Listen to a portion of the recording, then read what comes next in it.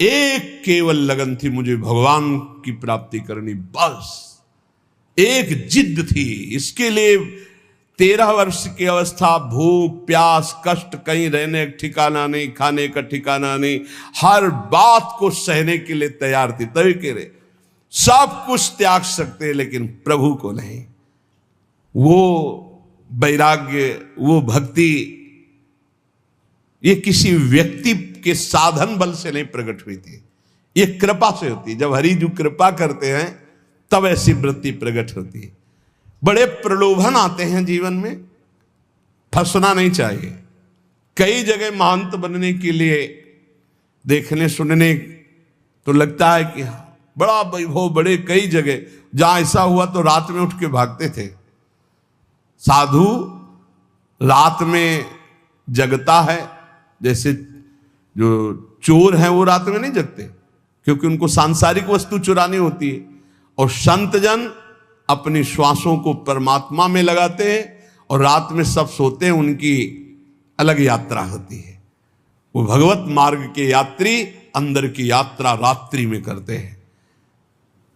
जागृत संयमी या निशा जागृत संयमी रातों में नींद नहीं आती थी। 15-20 मिनट 30 मिनट ऐसा लगता था कई घंटे सो चुके, क्योंकि एक आग जल रही थी, एक आग जल रही। कैसे ब्रह्म साक्षात्कार हो, कैसे भगवत प्राप्ति। एक बलिहारी है उस वृत्ति की, वो केवल भगवान के द्वारा दी जाती है, वो केवल भगवान के द्वारा, वो किसी साधन से नहीं होती, भगवत प्रदत्त है। जब मिलती पूज्य पादुड़िया बाबा जी के अंदर ऐसी जागृत हुई कि प्राण त्यागने की इच्छा हुई।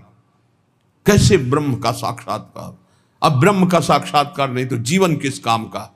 यहां तक कि गंगा जी में अपने शरीर को विसर्जित करने की सोच ली, फिर सोचा क्या प्राण त्यागने से ब्रह्म साक्षात्कार हो जाएगा।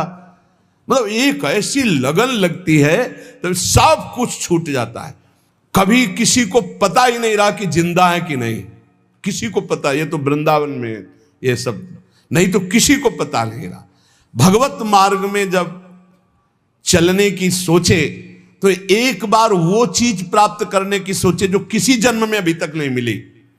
हर जन्म में रुपया मिला छूट गया है, पढ़ाई लिखाई की छूट गया है, परिवार मिला छूट गया है, घर मकान मिले, पद प्रतिष्ठा मिली छूट गया है, भगवान नहीं मिले। यार इस जन्म में तो भगवान से मिलने की बात सोच लो। एक बार भगवान से मिल लो, बस एक बार, अनंत जन्मों की बिगड़ी बन जाएगी। उसके लिए आग पैदा हो हृदय में। जीना और मरना अब प्रभु के लिए बड़ा मस्ती का मार्ग होता है, बड़ा मस्ती का मार्ग। फिर प्रभु भी आंख मिचोली खेलते हैं। कोई कदम ऐसे आश्चर्य में, गंगा किनारे जा रहे, आगे ऐसे पपड़ी पड़ी हुई है, बिल्कुल सूखा दिखाई दे रहा है, भारी दलदल, रबड़ी जैसा ऐसा। पीछे से आवाज, आगे कदम मत रखना, दलदल है।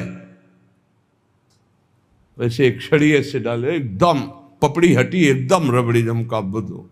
पीछे देखा कोई व्यक्ति नहीं।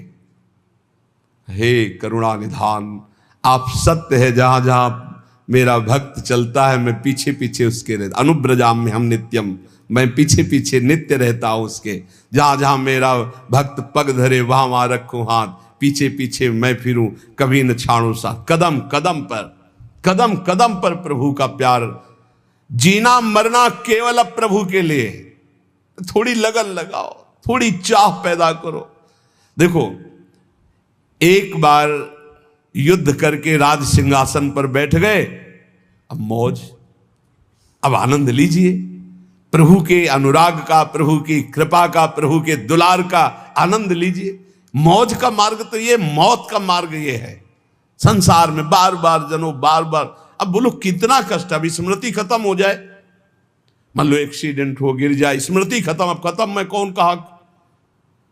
हाथ पैर टूट जाए, न चल सकते हैं, जबान कट जाए, न बोल सकते हैं, आंख फूट जाए, नहीं देख सकते, यहां खत्म, सिस्टम ही खत्म। छोटी छोटी नस नाड़ियां ऐसी हैं कि वो किसी तरह खराब हो जाए तो खत्म, मैं कौन कहां कर लो, सब खत्म। ये पंचभूत बिखरेंगे। ये जो शरीर बना ना, स्पष्ट अजीब मिट्टी है, मिट्टी वायु, अग्नि, जल, आकाश, इन 5 से ढांचा बना है। छिति जल पावक गगन समीरा, मिट्टी है इसमें। कैसी रचना है भगवान की, इतना प्यारा ये मिट्टी का शरीर लग रहा है मैं ही हूं, और इसी में पूरा राग है। एक बार यार, एक बार हिम्मत करो, नाम जप करते हुए निकलो इस मिट्टी के घेरे से, शरीर के घेरे से। सारा का सारा ज्ञान वर्णन करने पर रहता शरीर ही में है सब। एक बार जीना और मरना प्रभु के लिए ठान लो, एक बार। अब तो आपसे प्रेम करेंगे प्यारे, अब जो होगा सो देखा जाएगा। निकलो प्रभु के लिए, अंदर से राग से निकलो। ये नहीं कि घर छोड़ के भाग लो, हम ये नहीं सिखा रहे। राग छोड़ के, अंदर से संसार से राग छोड़कर श्री कृष्ण से अनुराग कर लो। मेरे हृदय में केवल एकमात्र कामना रह जाए, प्रभु मिलन। एक बार देखूंगा आपको, एक बार देखो। जैसे ऐसे गर्मी हो रही ना, तो जब गंगा किनारे जहां कुत्ते लाशों को खा रहे, घोर वैराग्य की स्थिति अंदर रहती, ये है शरीर, ये शरीर का अंतिम परिणाम है। बस रात दिन ऐसी धूप में भी गंगा किनारे बैठ करके धारा के नजदीक बहुत आनंद मिलता है, क्योंकि धूप का ज्यादा प्रभाव नहीं पड़ पाता। गंगा जी की लहरें शीतलता प्रदान करती है हर समय। इतना तो जरूर हम कहेंगे कि गंगा जी एक अद्वितीय है, गंगा जी एक अद्वितीय पवित्रता है, गंगा जी एक अद्वितीय मूर्तिमान ज्ञान और वैराग्य की धारा है, और यमुना जी अद्वितीय प्रेम प्रदान करने वाली भक्ति की, रस भक्ति की धारा है। देखो हमारा कितना महान देश है, जहां की नदियां भागवतिक सामर्थ्य प्रदान करने वाली है, जहां का जल साधारण नहीं, भागवतिक सामर्थ्य पक्का। ये अनुभव की बातें कह रहे हैं। गंगा जी साक्षात मूर्तिमान ब्रह्म द्रव है, तो यमुना जी साक्षात प्रेम है।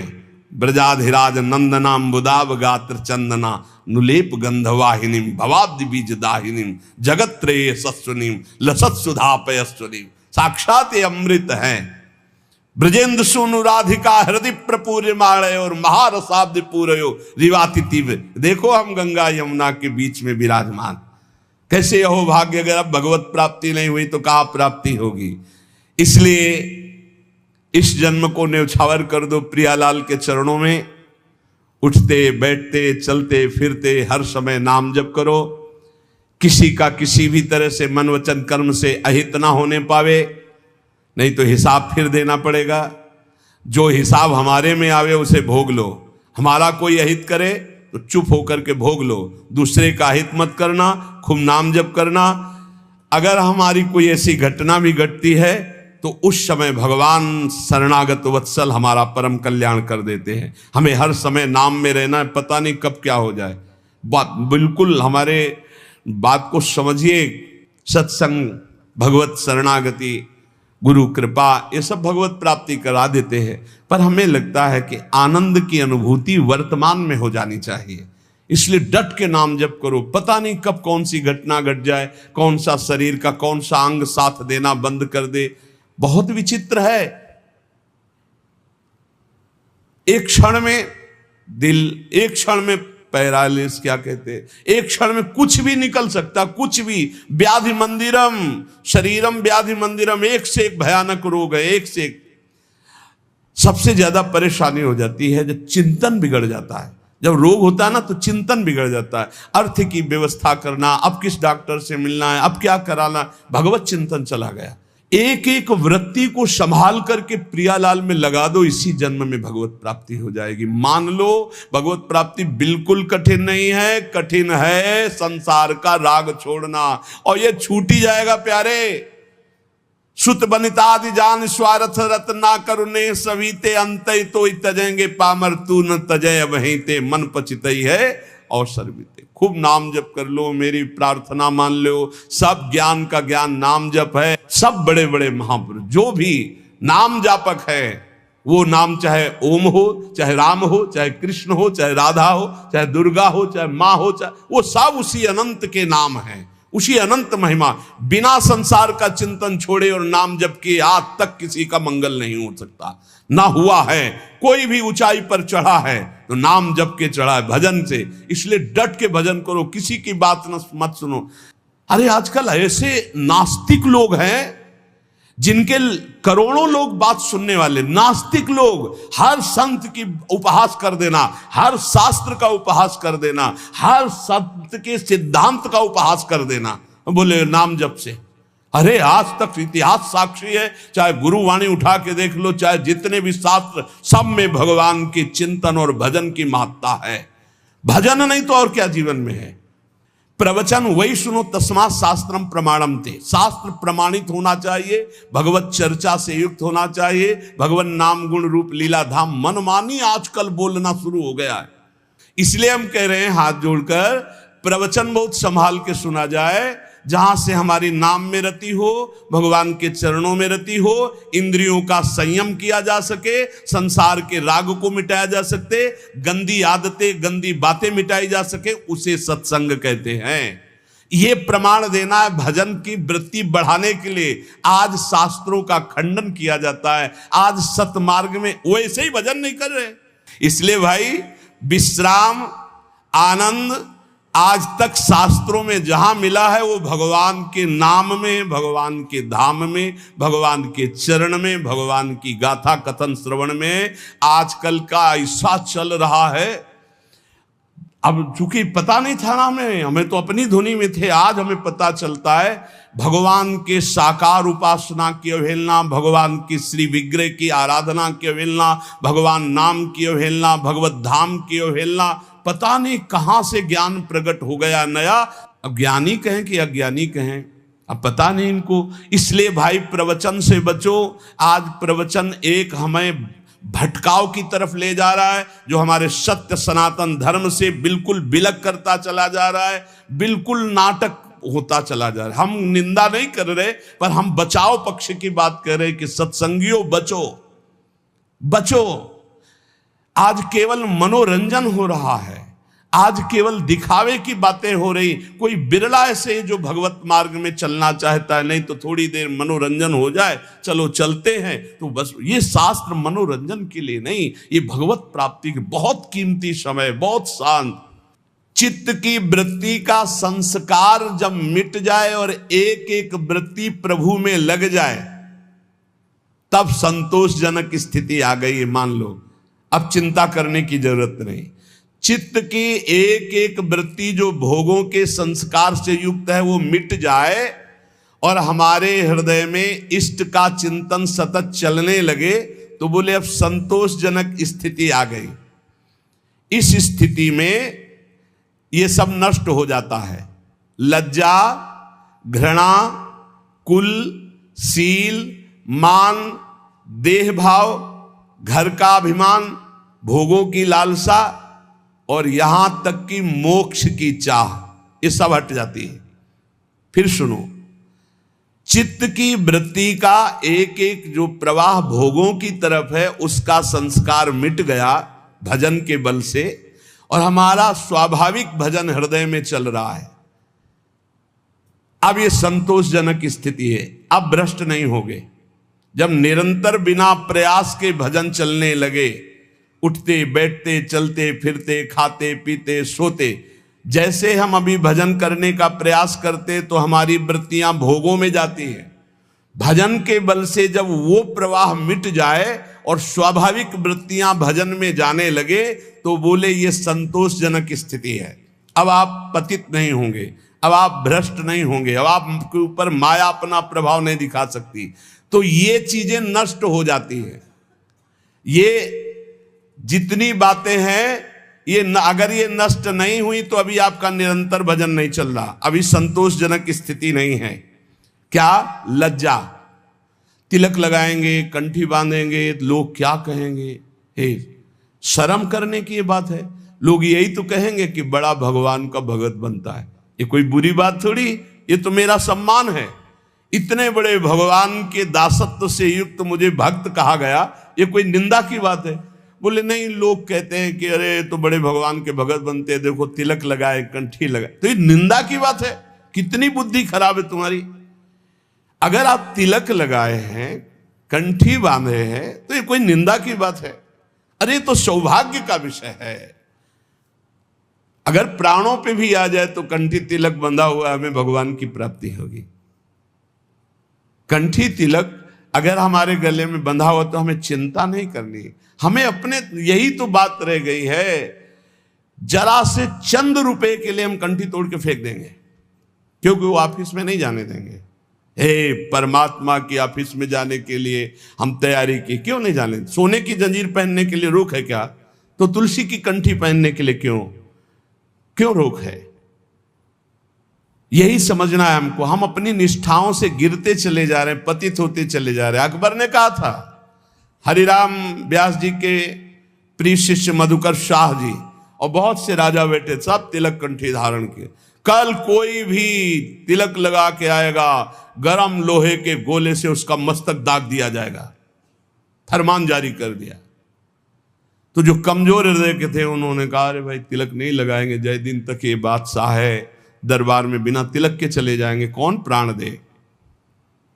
कोई बहुत जो भावुक थे उन्होंने कहा, भाई हम सूखी रज लगा लेंगे, दिखाई नहीं देगा, तो बात भी बन जाएगी कि गुरु आज्ञा का भी पूर्ति हो जाएगी और बादशाह का भी फरमान जो है उससे बच जाएंगे हम। मधुकर शाह जी ने सोचा, ये अखिल कोटि ब्रह्मांडों के बादशाह के दासत्व का तिलक है, गुरु जी ने दिया है, और ये एक मुल्क का बादशाह यदि हुक्म करता मैं इसे मिटार दूं तो फायदा क्या होगा। ये निष्ठा रखो, निष्ठा इसका बहुत बड़ा महत्व है, बड़ी निष्ठा में सामर्थ्य है।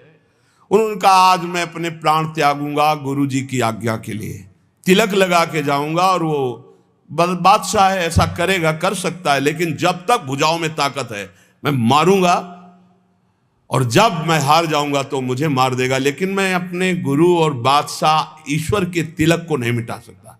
ये हमारे अखिल कोटि ब्रह्मांडों के बादशाह ईश्वर का तिलक दासत्व का है। वैसे तो अंगरखी पहन के जाते थे, अंगरखी उतार करके खुला छाती, 12 तिलक बड़े बड़े, लंबी तलवार खींच कर गए। बादशाह ने देखा, कहा, मधुकर शाह तुम हमारे फरमान को नहीं सुना, खींची तलवारों, कहा आपका फरमान सुना लेकिन मेरी निष्ठा को आपने नहीं सुना। ये गुरु प्रदत्त तिलक कंठी है, देखते हैं किसकी भुजाओं में ताकत है कि जीवित हमारे इसको मिटार दे। तुरंत पलट गया अकबर, तुरंत कहा, वाह वाह वाह वाह मधुकर साहब वाह, सच्चे तिलकैत तो तुम ही हो। बोलो मैं प्रसन्न हूं, क्या करूं? बोले ब्रजमंडल में किसी भी तरह का शिकार और हिंसा और किसी के ऊपर कंठी तिलक बांधने का कोई भी विरोध न किया जाए, तत्काल पाए सिंह के समान। भगवान का दासत्व का तिलक, भगवान के दासत्व का भाव, बड़ा कलयुग का प्रभाव चल रहा है। शराब की बोतल मेज में ऑफिस में खोल के पियो, कोई मना नहीं करेगा, लेकिन भगवान की अगर गीता पढ़ने लगो तो तुम्हें डर लगेगा। कंठी बांधे हो, तिलक बांधे हो, लज्जा, संतोषजनक भक्ति तभी आई जब लज्जा ना रह जाए। हम हरिनाम कीर्तन करें, हम राधा बोल रहे, भगवान नाम बोल रहे, गंदी गंदी बातें प्रपंच की बोले, कोई लज्जा नहीं। भगवान की बात बोलने में लज्जा लगेगी। कैसे कैसे लोग हैं, चाहे जैसे तुम जो कुछ पहन के जाओ, चाहे जैसे आप सज धज के जाओ, कोई नहीं बोलेगा, लेकिन तिलक लगा लेंगे तो लज्जा लगेगी, कंठी बांधेंगे लज्जा लगेगी, माला जप करने के लिए अगर हम काउंटर लिए तो लज्जा लगेगी। यही भगवान की विचित्र माया है जो हमारी दुर्गति कराती है। इसलिए पहला है लज्जा। भक्ति में न लाज तीन लोकन की, 3 लोगों की लाज नहीं, यहां मृत्यु लोक की तो बात जाने दो, नहीं लाज करनी चाहिए। ठसक से लगाओ रज, जो होगा मंगल होगा, भगवत मार्ग के पथिक है, सब जगह से हटा दिए जाएंगे तो ऐसी जगह खुल जाएगी जहां मंगल हो जाएगा। कानपुर जिले में नरवल है, बहुत गरीब ब्राह्मण थे, अपनी निष्ठा से रहते थे, प्रसिद्ध थे वो निष्ठा से। आज अष्ट धातु का मुरली मनोहर जी का मंदिर बना है अंदर, और बड़ा विशाल बाहर जो अन्य उससे अष्ट धातु का मंदिर, अष्ट धातु के ठाकुर, और ऐसे कीर्तन सब चलता रहता। उन्हीं के घर में खुदाई में न जाने कहां से कितना धन निकला, सब वैभव ही वैभव। जैसे पीली मिट्टी ऐसे सोने की खाने हैं इस पृथ्वी पे, सोने की, चांदी की, रत्नों की, हीरा जवाहरात की। उसके भरोसे रहो, धनी हो जाना कोई बड़ी बात है क्या? जब सब रास्ते बंद हो जाते तो एक रास्ता खुला होता है परम धनी का, पर वो रास्ता पता नहीं होता, इसलिए सब परेशान होते हैं। अगर उस महाधनी का रास्ता मिल जाए तो तुम निहाल हो जाओगे, निहाल हो जाओगे। बड़ी अलौकिक उसकी, बड़ी अलौकिक उसकी रीति है देने की, बड़ी अलौकिक रीति है। उसे गांव में कहते हैं, गांव की भाषा में, कि देता है तो छप्पर फाड़ के देता है। नहीं कहते ना, जब ऊपर वाला देता है तो छप्पर फाड़ के देता है, ऐसा ही कुछ देता है, पक्का समझ लो। लज्जा मत करो कि हमारी ये, अगर ये तिलक, कंठी और ये सब, और अगर हम ये लगाएंगे तो फिर क्या होगा। वो बादशाह देख रहा है अनंत ब्रह्मांडों का। अरे इतना तो कितना सुंदर लगता है जब भगवान का तिलक लगा करके कोई नाम जप करते हुए दिखाई दे, लगता है इसकी चरण रज माथे पे रख ले, वो पावन दिखाई देता है। भगवान का तिलक नहीं है, दुनिया के और भव बनवाए घूम रहे हो, तो इससे कोई सुंदरता है क्या तुम्हारी? नहीं, इससे सुंदरता नहीं। दुनिया के चाहे जितने भी श्रृंगार कर लो, जब तक तुम्हारा ब्रह्मचर्य ठीक नहीं, चरित्र ठीक नहीं, भजन ठीक नहीं, तो तुम्हारे चेहरे पे आकर्षण नहीं होगा, पक्का।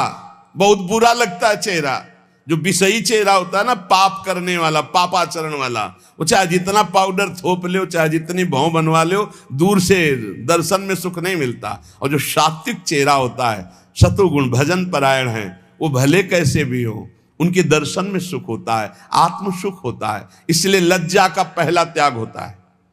दूसरा, घृणा। हम ये कहते हैं कि जो गलत आचरण करते हैं, हमें उनसे घृणा नहीं करना है। अगर उनके गलत आचरण छूट जाए तो बहुत अच्छे हो सकते हैं। शराबी की शराब छूट गई तो शराब घृणा योग्य थी, शराबी थोड़ी था। शराब छूट गई, बहुत अच्छा आदमी हो गया। मांस खाना छूट गया, बहुत अच्छा आदमी हो गया। वो चोरी करना छोड़ दिया, बहुत अच्छा आदमी हो गया। हमें घृणा नहीं करनी, हमें प्रीति करके जिनसे घृणा करवानी, उन पदार्थों से, उन क्रियाओं से, उन वस्तुओं से घृणा करा के उसे महान बनाने का रास्ता देना। भक्त कभी किसी से घृणा नहीं करता, वो उन कारणों को छुटवाता है जिससे वो घृणा का पात्र बन रहा है। तो वो तभी छूटेगा जब हमारी प्रियता होगी उस पर। सब जीवन शोक प्रीति। तीसरा है कुल। कुल का अहंकार नहीं होना चाहिए, इससे कुछ नहीं होता। जो कुलाभिमानी है, जाति अभिमानी है, इससे कुछ नहीं होने वाला है। ये संस्कृति आवागमन का हेतु ही है, जाति अभिमान है, कुल अभिमान है। अपने धर्म का पालन करो, अभिमान मत करो। सबके समान पांच भौतिक शरीर हैं, सब में समान भगवान का अंश विराजमान है, अलग अलग सेवाएं, अलग अलग व्यवहार है, लेकिन आप घृणा मत करो, आप अभिमान मत करो अपने ऊपर। जाति पाति कुल कल्म धर्म व्रत संस्कृति हेतु अविद्यानाशी। सेवक जी महाराज कह रहे सेवक वाणी में, यह अज्ञान है, यह अविद्या है। यदि जाति पाति कुल आदि का अभिमान करे तो यह अविद्या है, आवागमन में फंसा देगी। उसके हृदय में मान की लालसा खत्म हो जाती है। जो निरंतर भगवत भजन करता है वो सभी मान प्रद आप अमानी। कोई उसको प्रणाम करे तो अच्छा नहीं लगता, लेकिन वो दूसरों को प्रणाम करने में बहुत सुख का अनुभव करता है। दूसरे को सम्मान देना, दूसरे को प्रणाम करना, सबसे छोटा अपने को मानना, ये भजन करने वाले का लक्षण होता है। और देह भाव, ज्यादा देह प्रियता नहीं होनी चाहिए।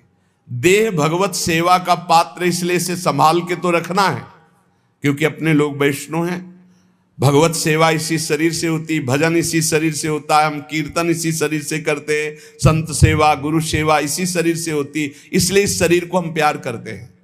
लेकिन हमारा प्यार मैं शरीर हूं इस भाव से नहीं, ये शरीर प्रियालाल की सेवा का पात्र है, इसलिए शरीर से ज्यादा प्रियता रखना ये दोषों को जन्म देने वाला है। जहां हम इस पर अभिमान करते हैं, मैं पुरुष तो स्त्री आकर्षण जहां में अभिमान करते हैं मैं सुंदर, तो नाना प्रकार के दोष। देहाभिमान ही संस्कृति का मूल चक्र है। देह को प्यार करना है, लेकिन ये भगवत सेवा पात्र है ये मानकर, ना कि मैं मानकर प्यार करना है। गेह, घर, जैसे हम मंदिर में रहते हैं ऐसे हम घर में रहते हैं। घर श्री ठाकुर जी का है, हम सेवा भाव से वहां विराजमान। मेरा घर नहीं, इसलिए भक्तजन अपने घरों का नाम रखवा देते हैं। प्रिया कुंज, राधा केली कुंज, गोपाल भवन, कृष्ण सदन, ऐसे नाम रखवाते। ये प्रभु का मकान। किसका मकान? बोले प्रिया कुंज है, ये प्रियाजू की कुंज है। आप कौन हैं? प्रिया कुंज के सेवक हैं। नाथ सकल संपदा तुम्हारी, मैं सेवक समेत सुतनारी।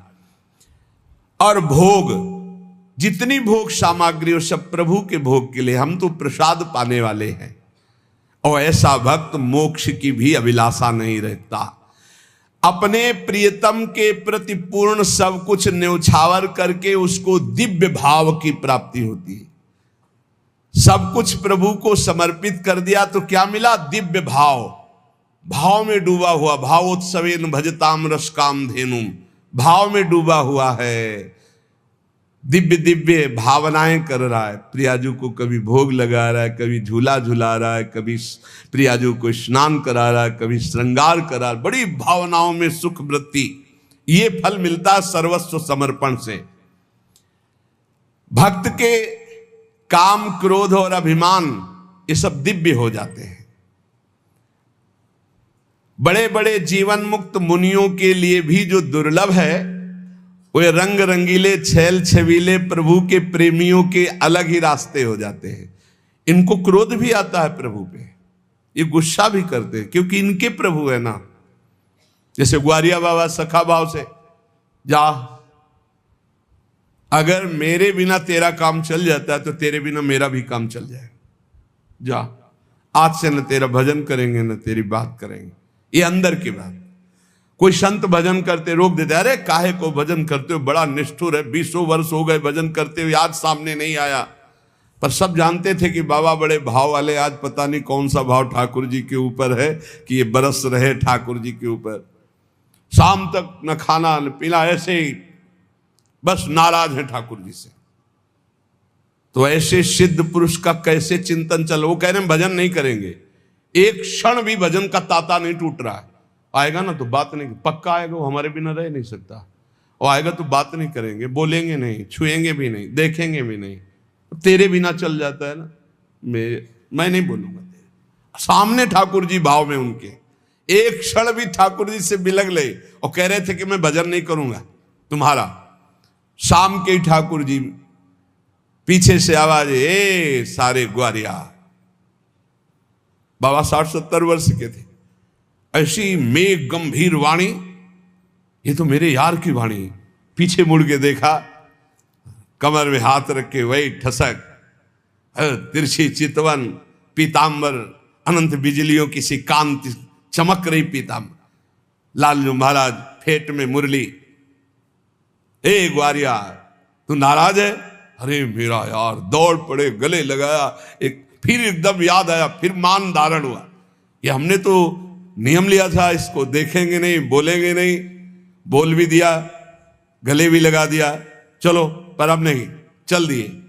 ठाकुर जी पीछे से अचला पर, ए बाबा इतनी व्याकुलता तुमने कभी नहीं की, इसलिए मैं नहीं प्रगट में मिला। आज व्याकुलता की याद मिल गया। आज से पक्का वादा करता हूं, जब बुलाओगे तब आ जाऊंगा। बाबा नाराज मत। ऐसे भक्तों के पीछे, भक्तों का क्रोध भी अपने ही आराध्य देव के प्रति होता है, काम भी अपने आराध्य देव के प्रति होता है, लोभ भी आराध्य देव से। सब विकार भगवत स्वरूप हो जाते, दिव्य हो जाते हैं। एकमात्र भगवान से जिनका चित्त जुड़ गया है, उनके अंदर कामना जागृत होती। काम का तात्पर्य होता कामना जागृत होती, एक बार हृदय से लगने की, एक बार मिलने की, एक बार देखने की। वो काम से पीड़ित होकर, अर्थात काम माने कामना, इस चाह से, इस कामना से पीड़ित होकर रोकर पुकारते हैं, हे देव, हे दैत, हे भुवनैक बंधो, हे चपल हे करुणैक सिंधो हे नाथ हे रमण हे नयनाभिराम हा हा कदानुभवितासि पदम दृशोर में।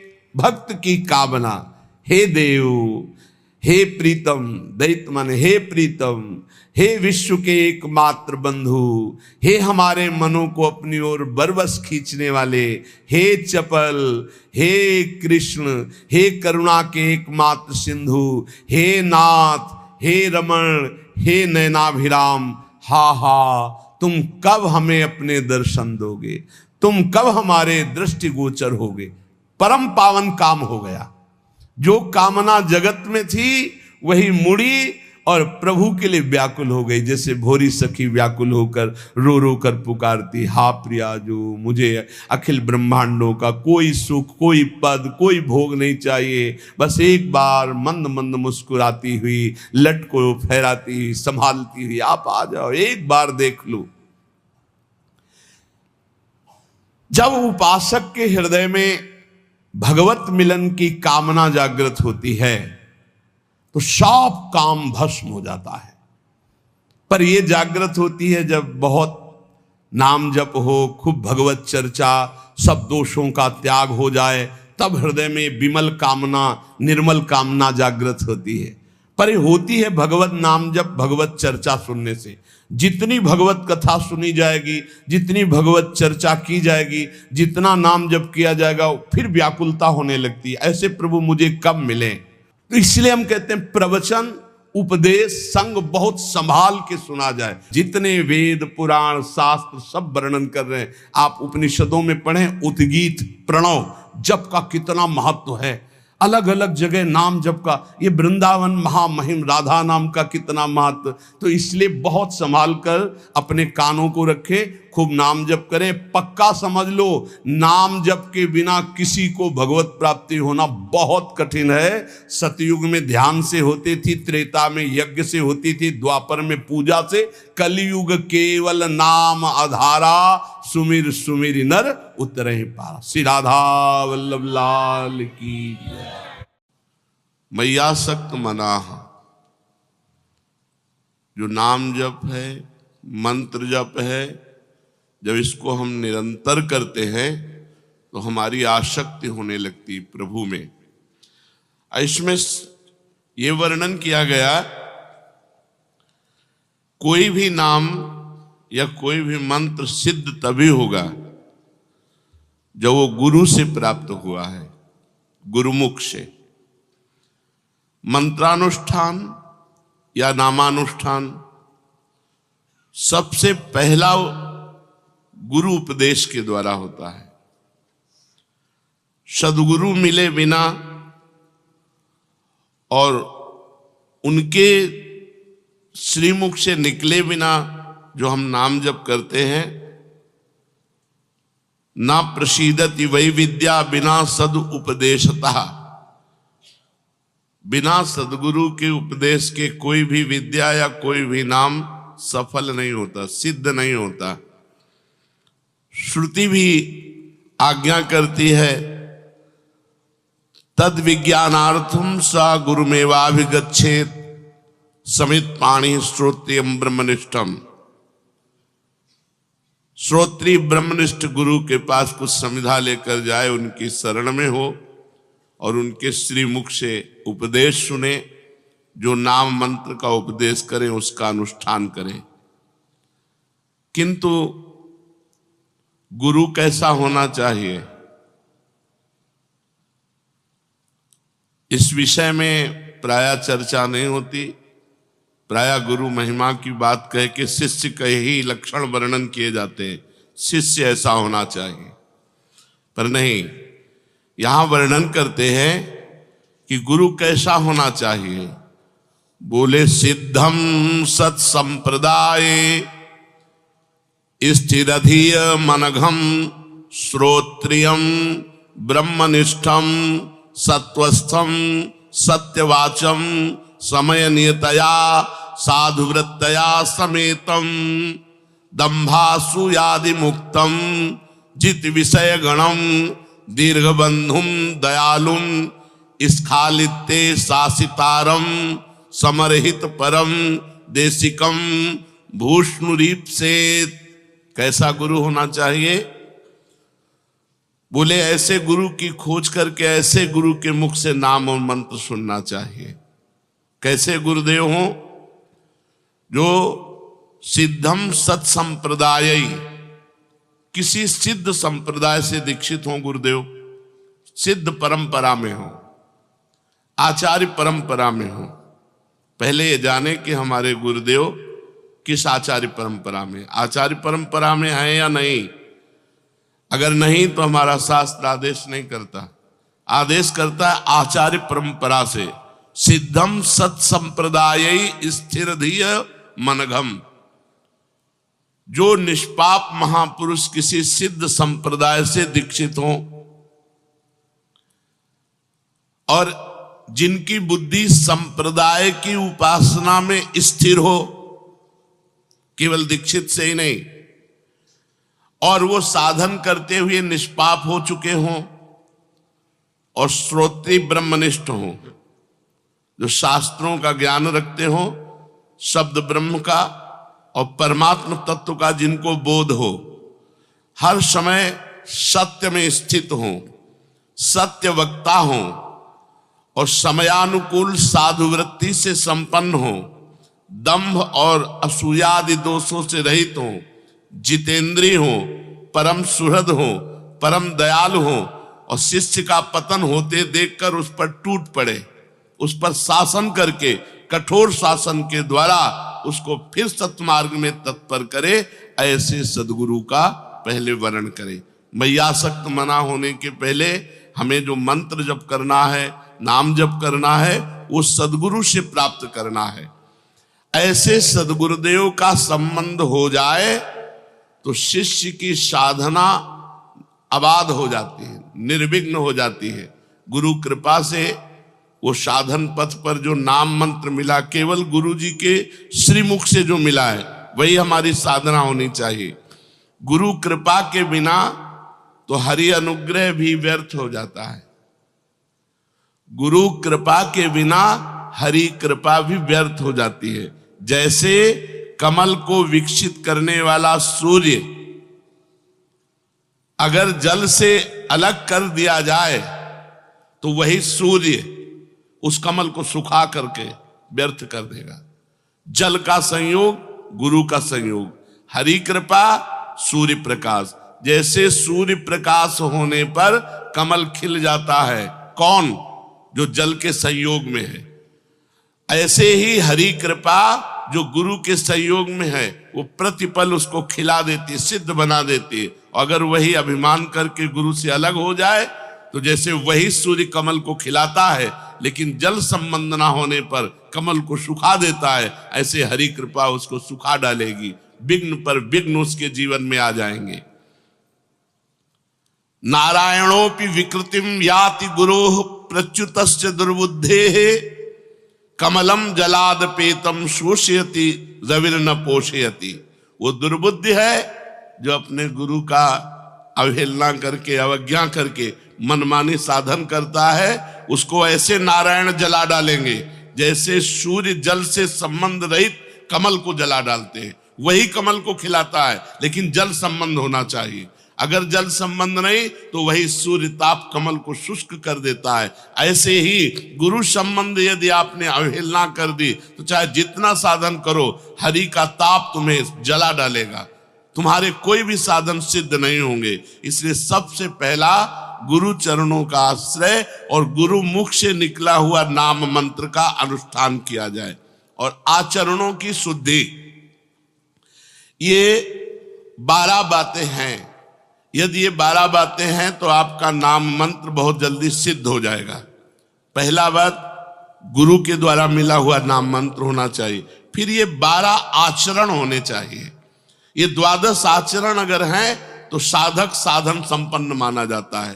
पहला अहिंसा, दूसरा सत्य, तीसरा आस्तेय, चौथा ब्रह्मचर्य, पांचवा सार्वभौम प्रेम, छठवां समस्त भूतों के हित में रत रहना, सातवां समत्व भाव, आठवां घृणा का भाव, नवां निष्कपटता, 10वां दया, 11वां क्षमा और 12वां निरहंकारता। ये 12 लक्षण हैं। अब पहले लक्षण पर अहिंसा। साधक सदैव सावधान रहे, मन से, वाणी से या शरीर से किसी को भी कष्ट न पहुंचाए। ना मन से किसी को कष्ट पहुंचाने की बात सोचनी है, ना वाणी ऐसी बोलनी है कि किसी को कष्ट पहुंचे, ना शरीर से कोई क्रिया ऐसी करनी है। हिंसा 3 प्रकार की होती है, कृत, कारित, अनुमोदित। कृत जो स्वयं हिंसा की जाए, वाणी से या मन से या शरीर से। कारित जो दूसरों से करवाई जाए। अनुमोदित जो हिंसा का अनुमोदन। तीनों प्रकार के दोष साधक में नहीं होने चाहिए। ना तो कृत हिंसा होनी चाहिए, ना कारित हिंसा होनी चाहिए कि हम दूसरे से करवा दिया, और ना अनुमोदन, कोई किसी को कष्ट दे रहा है तो अनुमोदन भी नहीं करना। इस प्रकार हमें अहिंसा पे स्थित रहना है, हिंसा का त्याग करना है। दूसरा सत्य। अंतःकरण में, इंद्रियों में जैसा अनुभव किया वैसा प्रिय शब्दों में स्पष्ट बोल देना, उसे सत्य कहते हैं। प्रमाद के वश या लोभ के वश या क्रोध के वश या हास्य भाव में या भय आदि भाव में अंदर की बात का परिवर्तन करके नहीं बोलना। जो अंदर बात आ रही वही बोल दिया, उसे सत्य कहते हैं। अगर साधक में ये लक्षण है तो उसका भजन बहुत जल्दी परिपक्व होगा। तीसरा अस्तेय। जो अपने अधिकार में नहीं है उसमें किसी प्रकार का हम अपना अधिकार ना करें। अपने हिस्से की वस्तु खाएं, दूसरे के हिस्से की वस्तु की तरफ हमारी दृष्टि ना जाए।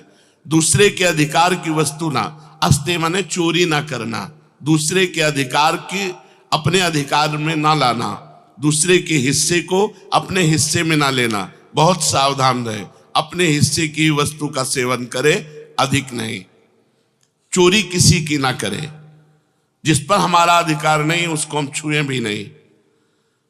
चौथा ब्रह्मचर्य।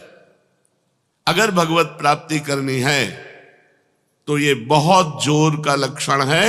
अगर ब्रह्मचर्य नहीं धारण करोगे तो मन संकल्प विकल्प भोगों का बंद नहीं करेगा। मन संकल्प विकल्प नहीं बंद करेगा तो भजन होगा ही नहीं। वो भजन एक दिखावा होता है, सच्चा भजन होता है ब्रह्मचर्य में। गृहस्थ में भी रहते हुए जो कभी संतानोत्पत्ति के लिए अपनी पत्नी से सहवास करे वो ब्रह्मचारी ही माना जाता है। लेकिन जो पराई स्त्री की तरफ काम दृष्टि से देखना है ये बहुत हानिकारक है। 8 प्रकार के मैथुनों का त्यागी, पीछे वर्णन हुए 8 प्रकार के मैथुनों का। मन, वाणी और शरीर से अपने को ब्रह्मचर्य रखना। शरीर का ब्रह्मचर्य, मन का ब्रह्मचर्य, वाणी का ब्रह्मचर्य, सब इंद्रियों का ब्रह्मचर्य। भगवत प्राप्ति ऐसे थोड़ी होती है। उपासक को बहुत सावधान रहना चाहिए। इतनी गंदगी मची हुई है समाज में, जो सत्संग नहीं सुनते, शास्त्र स्वाध्याय नहीं करते, पशुवत आचरणों में उतरे हुए। अपने यहाँ तो जब प्रश्न के बातें आती हैं तब समझ में आता है कि ऐसे भी लोग हैं। साधकों को चाहिए कि किंचन मात्र भी अपने में त्रुटि न रखे। ब्रह्मचर्य बहुत अत्यंत आवश्यक है। ब्रह्मचर्य के बिना साधना अधूरी मानी जाती है। 8 प्रकार के मैथुनों का त्याग, मन, वाणी, शरीर से पवित्र रखना। सार्वभौम प्रेम। जगत के संपूर्ण जीवों में मेरे भगवान विराजमान है, ऐसी भावना। ये बिना किए सिद्ध नहीं होगे। जो 5वां नंबर है वो सार्वभौम प्रेम। जो भी सामने आया हंस बोले बहुमान दे, बहुत प्यार भरी बात बोले ना बोले, उसमें मेरे भगवान है, ऐसा हमारा प्रेम भाव। सार्वभौम प्रेम, सब जीवों के प्रति, चराचर जीवों के प्रति। सब जीवन सुप्रीति, सेवकवाणी भी कह रहे, सब जीवन सुप्रीति रीति निभात आपनी। निष्काम भाव, किसी से कोई चाह नहीं, पर सबसे प्रेम का बर्ताव, सबको भगवान की मूर्ति समझकर झुक जाना, सबके सामने दैन्य रहना, सब में भगवान को देखना, यही सार्वभौम प्रेम है। समस्त भूतों के हित में रहना, छठवां, संसार के समस्त प्राणियों में स्वामी भाव रखना। मैं सेवक सचराचर, स्वामी रूप भगवंत, सो अनन्य गति जाके असमति न टरे हनुमंत। मैं सेवक सचराचर रूप स्वामी भगवंत, चराचर जगत मेरा स्वामी का स्वरूप है, केवल मैं सेवक हूं, सेवक केवल हम, चराचर जगत मेरे स्वामी का रूप। इस समस्त भूतों के हित में रत रहना है, संसार के समस्त प्राणियों में सेवा भाव करने की भावना। पशु पक्षी जड़ चैतन्य सब हमारे स्वामी और हम सबके सेवक। सेवा भाव कहा गया है, हम सेवा तो नहीं कर पाएंगे सब चराचर जगत की, लेकिन चराचर जगत को स्वामी रूप से देखकर सेवा भावना हमारे हृदय में है। सब जगत हमारा स्वामी का रूप और मैं समस्त जगत का सेवक।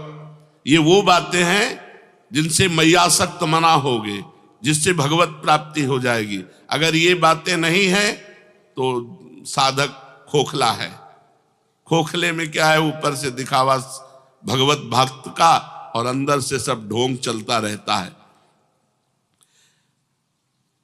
सातवां, समत्व भाव, समस्त जीवों में समान अधिकार परमात्मा का, सुख दुखों को दूसरों के अपने सुख दुख समझना। दूसरा कोई दुखी है उसे देखकर द्रवित हृदय हो जाना। सब में एक ही तत्व विराजमान, जो यहां वो यहां। तो जैसे हमारे हाथ में पीड़ा हो तो हमें दर्द होता है, ऐसे किसी की पीड़ा देखकर हमें दुख होना, सब में समत्व भाव रखना। आठवां, किसी के प्रति भी घृणा न होना।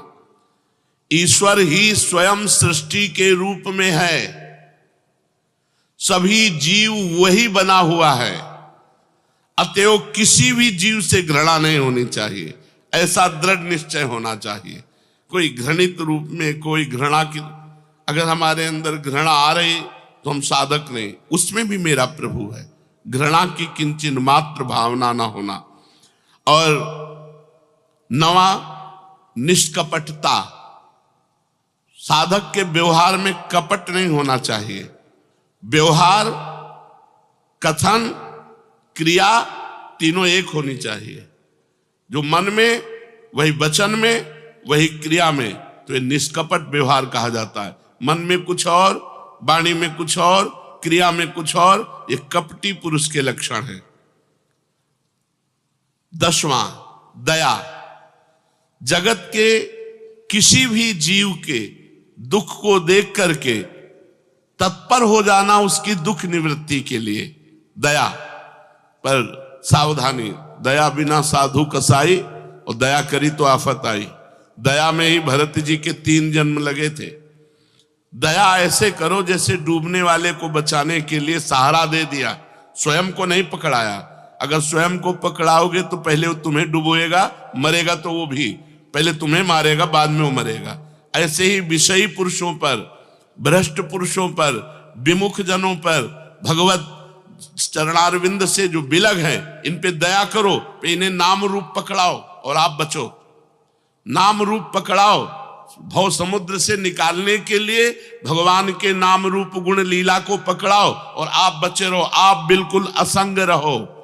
दया बिना साधु कसाई, और दया करी तो आफत आई। दया के बिना तो साधुता ही नहीं, पर दया संभाल के करे जिससे अपने आप को परमार्थ से भ्रष्ट ना कर दे। 11वां, क्षमा। कोई कितना भी सताए पर उसके साथ हमारा व्यवहार प्रेम में होना चाहिए। ये साधु की साधुता है, ये साधक की साधना है। यदि कोई भी हमारे साथ गलत व्यवहार करता है, गाली देता है, अपमान करता है, निंदा करता है, तो जब हम उससे मिले तो हमारे चेहरे में सौम्यता होनी चाहिए, और ऐसे ही मिले जैसे प्रेमी जनों से मिलते। ये याद भी न रहना चाहिए कि कल इसने हमको गाली दिया था, कल इसने हमारा अपमान नहीं। सब में प्रभु है, प्रभु प्रेरित चेष्टा हो रही थी, वो तो हमारी परीक्षा हो रही थी, हमें पुष्ट करने के लिए भगवान इसको निमित्त बनाया, इसका कोई दोष नहीं। वो क्षमा, वो हृदय से ऐसे क्षमा कर देता है कि कल किए हुए अपराध की स्मृति भी दूसरे दिन नहीं रहती। वो प्रेम व्यवहार, सेवकवाणी में महाप्रभु के लिए कहा गया, करत जे अनसहन निंदक तिनहु पे अनुग्रह क्रियो। जो अनसहन कर रहे थे, जो निंदा कर रहे थे, उन पर भी कृपा की, प्रेम किया। 12वां निरहंकारता, ये सब साधन करते हुए भी अपने में किसी प्रकार की विशिष्ट भावना का आरोप न जगने देना कि और साधक तो सहज से, हम थोड़ा कुछ विशिष्ट हैं। नहीं, ये सब साधन के अंग होने पर भी अपने हृदय में अहंकार न आना, ऐसा अभिमान न होना कि मैं तो बहुत अच्छा साधक हूं, ये सारे लक्षण मेरे में हैं। नहीं, ये भगवान के द्वारा, हम भगवान के द्वारा, गुरु भगवान के द्वारा प्रदत्त है। मैयासक्त मना होने के लिए पहली बात, सिद्ध संप्रदाय से दीक्षित, स्थित और सिद्ध हुए सदगुरुदेव भगवान का वर्ण करना, जो हमारे आचरणों पर शासन करके हमें उपदेश के द्वारा सत्मार्ग प्रशस्त कराए, ऐसे सदगुरुदेव का वर्ण, उनके मुख से नाम मंत्र सुनकर निरंतर जपना। और ये 12 सावधानी रखना, अहिंसा, सत्य, अस्तेय, ब्रह्मचर्य, सार्वभौम प्रेम, समस्त भूतों के हित में रहना, समत्व भाव, घृणा का भाव, निष्कपटता, दया, क्षमा, निरहंकारता। यदि हम इस भाव से चले तो हम मैयासक्त मना हो जाएं, हमारा मन सिर्फ भगवान के भजन में डूबने लगे। फिर भगवान ने कहा, मदाश्रया, केवल मेरा आश्रय हो।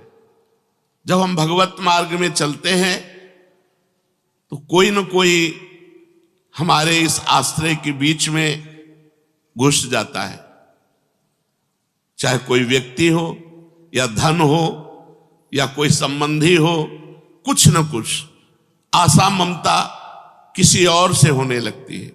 ये जीवन में नहीं होने देना चाहिए।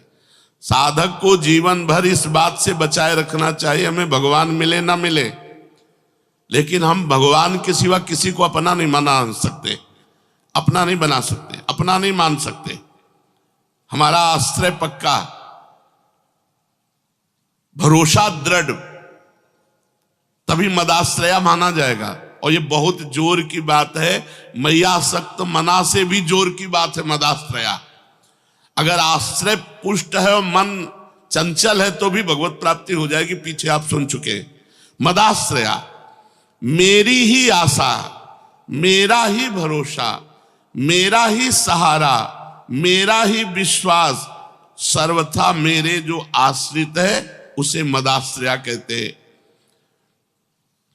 संसार के धन, संपत्ति, वैभव, विद्या, बुद्धि, योग्यता, कुटुंब आदि का जो आश्रय है ये नाशवान है, ये मिटने वाला है, ये स्थिर नहीं है, सदा रहने वाला नहीं है, सदा के लिए पूर्ति तृप्ति करने वाला नहीं है। परंतु भगवान का आश्रय कभी किंचिन मात्र भी कम होने वाला नहीं, क्योंकि भगवान का आश्रय पहले था, भगवान का आश्रय अब भी है और भगवान का आश्रय आगे भी रहेगा। आश्रय केवल भगवान का लेना चाहिए, किसी विद्या का, धन का, साधना का, कोई बल का, किसी व्यक्ति का बिल्कुल आश्रय साधक के हृदय में नहीं होना चाहिए।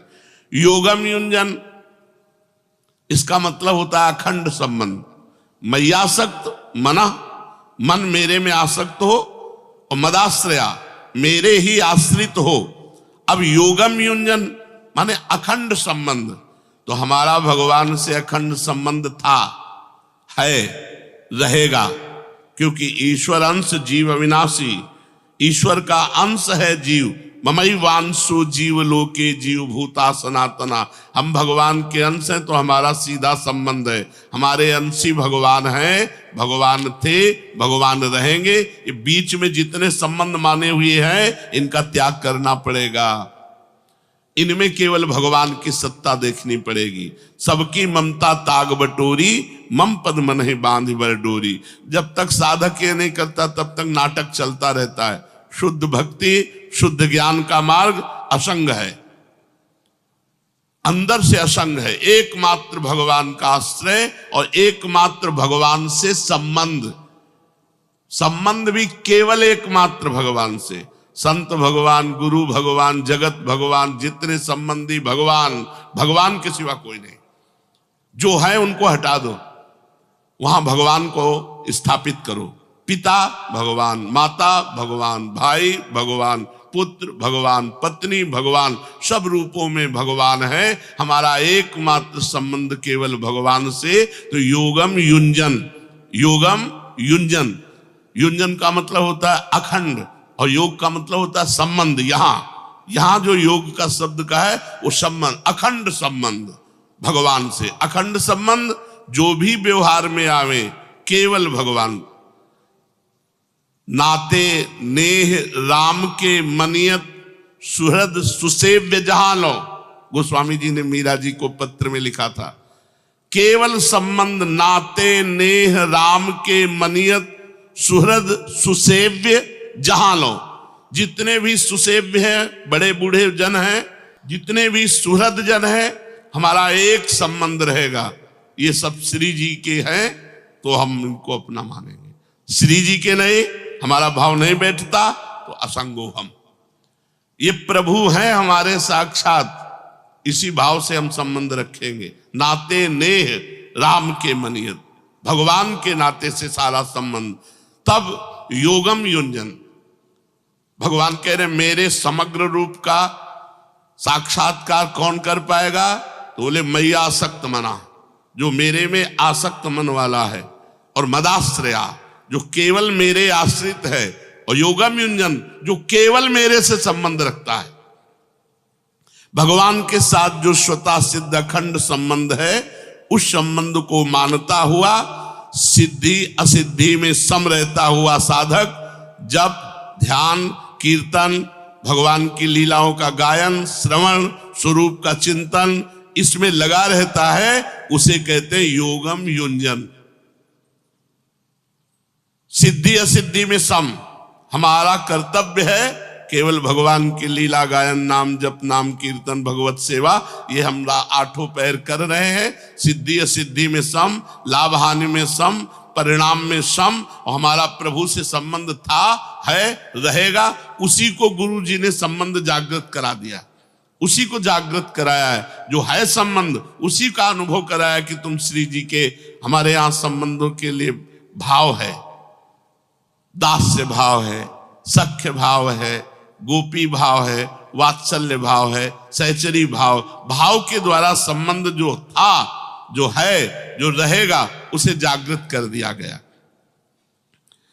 असंशयम समग्रम माम, जिसका मन भगवान में आसक्त हो गया है, मैया आसक्त मना, और जो भगवान के ही आश्रित सहारे है, मदाश्रया, और जिसने केवल भगवान से ही संबंध स्वीकार किया है और किसी से हमारा संबंध ही नहीं है, ऐसा पुरुष भगवान के समग्र रूप को जान लेता है। अर्थात सगुण, निर्गुण, साकार, निराकार, जो भी जैसे भगवान है, संपूर्ण।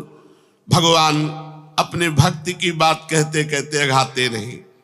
ज्ञान मार्ग से चलने वाला तो भगवान को जान सकता है, परंतु भक्ति मार्ग से जो जान चला तो भगवान के समग्र रूप को जान जाता है। निर्गुण, सगुण, निराकार, साकार, तत्वबोध, भगवत साक्षात्कार, सब कुछ।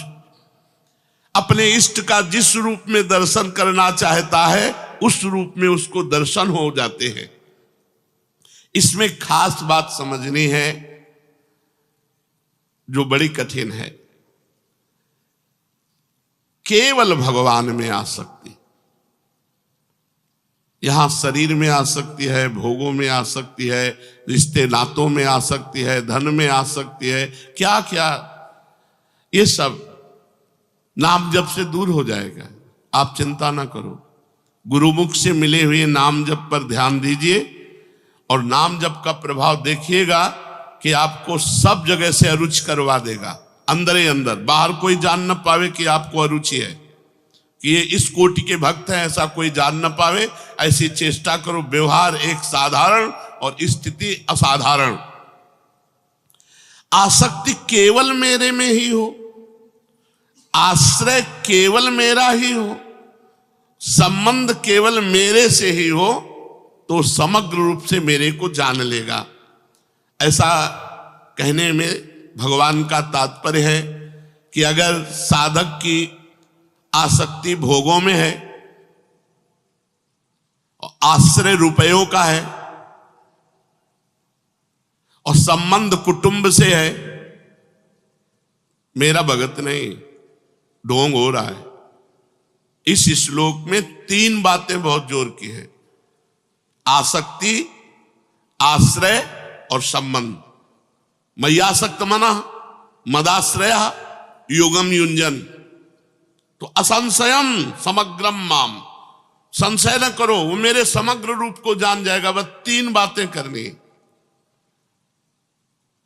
मय्यासक्त मना होने के लिए आज चर्चा हुई कि पहले गुरुदेव भगवान के शरण में होकर उनकी आज्ञा के अनुसार उनसे मिला हुआ नाम मंत्र उपासना, साइड में हमारे जो आचरण होने चाहिए वो कैसे होने चाहिए वो 12 बताए। इससे हम मय्यासक्त मना हो जाएंगे। बार बार नाम जप करने से, बार बार मंत्र जप करने से जो मन विक्षेप को प्राप्त होता है वो विक्षेप रहित होकर के प्रभु के नाम रूप में लग जाता है। आश्रय ढूंढो, कहीं और कोई आश्रय तो नहीं है। भगवान 3 बातें जोर से कह रहे हैं: मेरे में आसक्ति, मेरा ही आश्रय और मेरे से ही संबंध। 3 बातें देख लो। अगर 3 बातें हैं तो तुम सच्चे सन्यासी, सच्चे वैरागी, सच्चे भक्त, चाहे गृहस्थ हो चाहे विरक्त हो। आसक्ति भगवान में, यहां तो छोटी छोटी वस्तुओं में आसक्ति हम कर लेते हैं। आसक्ति का मतलब होता है जिसके बिना रहा ना जाए, जिसके बिना जिया ना जाए। ये केवल भगवान से होना चाहिए। किसी भी वस्तु में हो सकती है आसक्ति, किसी व्यक्ति में, किसी से भी हो सकती है, कहीं आसक्ति नहीं होनी चाहिए। इसलिए जीवन में कभी हमने नियम से 10 दिन कोई वस्तु सेवन नहीं की। अगर कुछ भी सेवन किया तो उसे छोड़ दिया बीच में। हम आश्रय नहीं लेंगे कि अब हम चाय के बिना जी नहीं सकते, अब हम दूध के बिना जी नहीं सकते, अब हम इसके बिना नहीं जी सकते। ऐसी कोई वस्तु नहीं रखना। आश्रय नहीं बनना चाहिए कि जीवन में अब इसके बिना हम नहीं जी सकते। वो केवल भगवान होने चाहिए। भगवान के सुमिरन के बिना हम जी नहीं सकते। वो ऐसा अभ्यास होना चाहिए। और आश्रय किसी का भी नहीं। अंदर से देख लो तभी भक्त माने जाओगे। 3 बातें हो, हमारी आसक्ति भगवान में हो, हमारे आश्रय भगवान हो, और हमारा संबंध ही केवल भगवान हो। केवल भगवान, चाहे गृहस्थ हो चाहे विरक्त हो।